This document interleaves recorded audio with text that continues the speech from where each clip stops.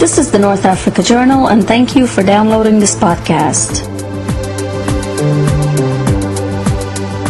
For more podcasts, information, and user rules, please visit north-africa.com/podcast.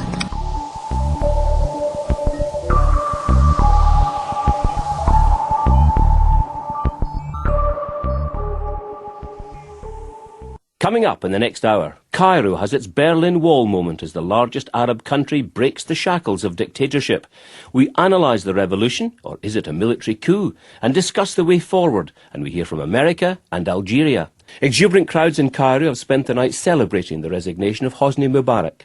The main square, the focus of 18 days of calls for the president to go, became a place of cheering, chanting and high spirits. The Egyptian army is now in control of the country. The former president left the capital for his home in the Red Sea resort of Sharm el-Sheikh.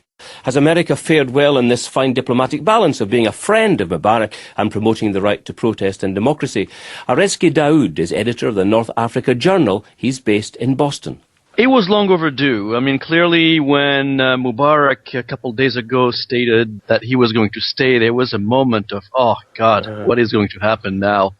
I think he felt the pressure mounting over time, and he couldn't take it anymore. And today was pretty surprising, but clearly that was what everybody was waiting, and so we felt the anticlimax for sure. And what do you think happened? Do you think the generals went to him and just said, enough is enough, sir? That is part of the story. The other critical part of the story was the fact that the Americans threw him under the bus, to be frank. You could read the statements of the American administration over and over again, and you could certainly read between the lines that essentially they were asking him to leave. Clearly, the military were the guarantor of the system, and they needed to stay there. They needed to be part of it. But it was essentially a scenario that most objective analysts could have predicted. How do you think the White House treated this? How do you think they responded? There are suggestions here in Europe that you'd been a bit ham-fisted. It wasn't a kind of clear, definitive line throughout. Here in the U.S., they have received a lot of criticism from various observers and commentators.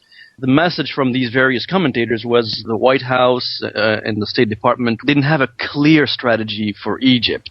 I think they behaved quite well. I think they sent a clear message to Mubarak that he needed to go, and I think they've reacted quite well. But do you think, if you like, behind the scenes, behind closed doors, that they secretly would have preferred this not to have happened? Mubarak did remain firm with them. He was a friend to the states and in their terms. Absolutely. I think the American administration was taken by surprise. They could choose to either be with history, as it happened very quickly in neighboring Tunisia, or they stick with their longtime friend Mubarak and risk to really lose credibility even further and be in real trouble long term. And I think they did the right thing. Shouldn't we worry, though, if we can honestly say that people like the CIA, for example, didn't know what was happening on the streets of Cairo, essentially a friendly city? You're absolutely right, and that speaks about sort of the changing landscape in a place like the Middle East. It's becoming very unpredictable, and yet the beauty of what we saw is essentially a movement that wasn't violent, that brought together Muslims and Christians, young and old, and so in general it's a victory for democracy and for whatever the U.S. and the West in general stand for. And what's the American strategy to be now, do you think, Arezki? Because they'll be worried about, obviously, the implication of the Brotherhood there and the Islamicists. I suppose Saudi Arabia will be keeping a close eye as well. China, of course. You can't ignore China in any situation these days. What should America do now? Well, I mean, clearly, if you listen to Obama's speech today, there was a sense of we don't know what's going to happen, really. And so there is a sense of uncertainty. Clearly, they're going to work with their relationships. Many of the men who are in power today, part of this military group, if you will, are very well tied to the American system. They've worked with the Defense Department, with the Pentagons. They are known entities. Many of the civilian potential political leaders, from Amr Moussa to El Baradei, are also not known entities. So I think they're going to come to a position where there is going to be a consensus in terms of how to go forward. As far as Saudi Arabia, I mean, we saw a certain rift with the U.S. I mean, clearly, King Abdullah stated several times that the U.S. should stay away from meddling into the Egyptian politics. I think he said, "Don't humiliate my friend Hosni." Exactly, and by doing the opposite, essentially the king got a little slap in the wrist from the Americans. So it remains to be seen how how it's gonna work out. But clearly, for the Arab world, it's really good news, and I have to admit that there is a sense, probably from most Arab regimes, that at the moment they feel essentially naked, if I can use this term. If a giant like Mubarak could not sustain popular discontent, they can be next. Anyone can be next. And just lastly, if support coming from places like Brussels and from Washington, they'll want to factor in Israeli security, won't they? They'll be looking for a deal that says, look, whatever you do, you've got to accept the existence of Israel.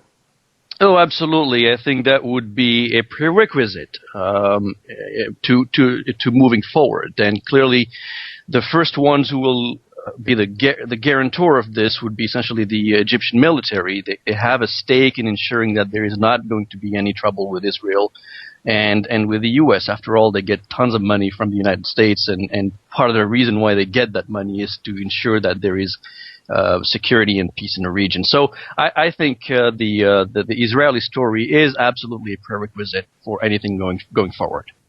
Arezki Daoud in Boston. Well, the dust hasn't yet settled and the question arises, where next? Today the focus could well be on Algeria. The police are out in force ahead of a banned pro-democracy demonstration. The BBC correspondent Chloe Arnold is there. She told me how Algeria viewed Egypt's victory. They weren't allowed to go out onto the streets yesterday. There is an enormous police presence in the capital at the moment. That's because there's a pro-democracy rally planned for this morning on the streets, and it feels honestly as though every policeman in the country has been drafted into the capital. They've been coming in gradually over the last few days, and you can't move for armoured vehicles, tanks at Premier May Square, which is where the rally is supposed to be taking place in a few hours' time. And so obviously with that number of police on the streets, people weren't feeling particularly keen to go out and wave the Egyptian flag, so I think they would have been celebrating at home. So, is it obvious why the government what they would be afraid of? Well, clearly they've been watching events in Tunisia and now Cairo very closely indeed. There are a lot of similarities, as with all of these Arab nations and North African countries, repressive regimes, leaders who've been in place for a very long time, an incredibly large proportion of the population that's under 30, even under 25, not much employment, bad housing. It's almost a tinder box. We've seen it happen in Tunisia, we've seen it happen in Egypt.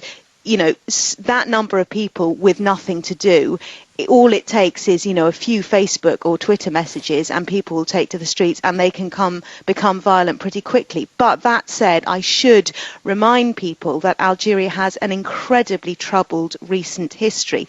In some ways, it's the precedent to what's happened in Tunisia and Egypt. In 1988, people took to the streets over price rises for basic goods. The following year, the government said, let's have a multi-party system. And 2 years later, there were free elections. Now, the Islamists won a resounding victory in those elections. The results were annulled and the army stepped in, and there followed 2 decades of extreme violence, up to 250,000 people losing their lives, horrible scenes on the streets of the capital, people being beheaded in broad daylight. And I think with that fresh in people's minds, there really isn't the appetite, possibly as there has been in Tunisia and Egypt, to do that again, to go all the way and to try to topple the regime. And there is an Al-Qaeda presence there, which is still operating. That's right. Al-Qaeda are thought to have their headquarters for the Maghreb, which is North Africa as far as Libya, in Algeria, either in in mountains near the capital or further down south in the Sahara Desert. So yes, you're right. The Algerian government is also trying to fight an Al-Qaeda insurgency at the same time. They've got an awful lot on their plate. They're very skilled at containing uprisings. We saw some violent protests here at the beginning of the year, also over price rises for sugar and cooking oil, and the police and the army stepped in pretty quickly. The government also said we'll reduce the price of those goods, and those protests were ended fairly sharpish by the security forces here. But when you say price rises, is this a country that ought to be wealthy? I mean, it's a key oil and gas supplier. Absolutely, it is wealthy. It's the world's fourth largest gas producer, and in that way, it's also a little bit different from neighbouring countries, which rely perhaps on tourism for their greatest income. In Algeria, they don't care about tourism. Tourists don't come to Algeria, which is sad because it is a very beautiful country.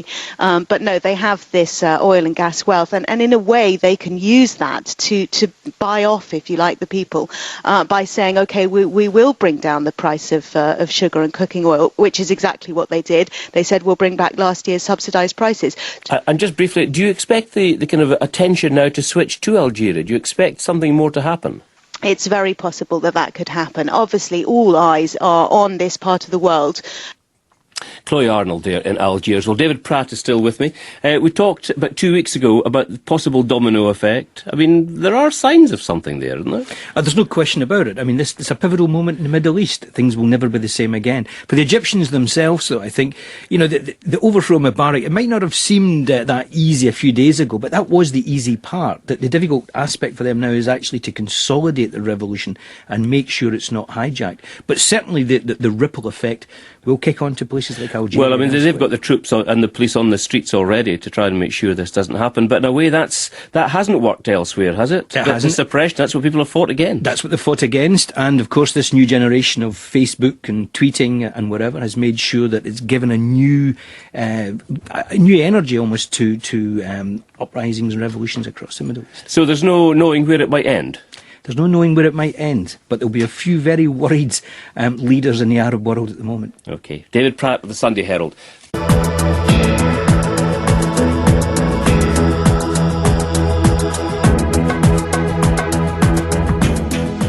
This was the North Africa Journal podcast. Thank you for listening.